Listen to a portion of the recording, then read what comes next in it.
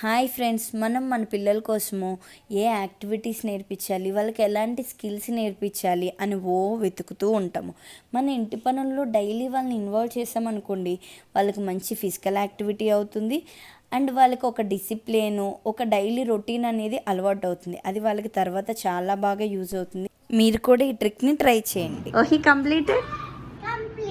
మొత్తం సర్దేసావా?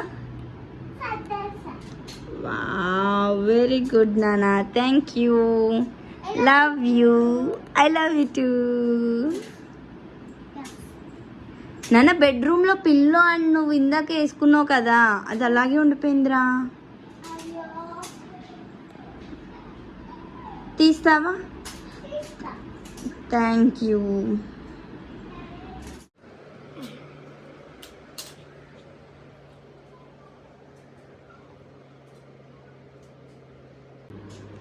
Thank you అమ్మా. హిరణ్, అన్నీ సర్దేశావా? క్లీన్.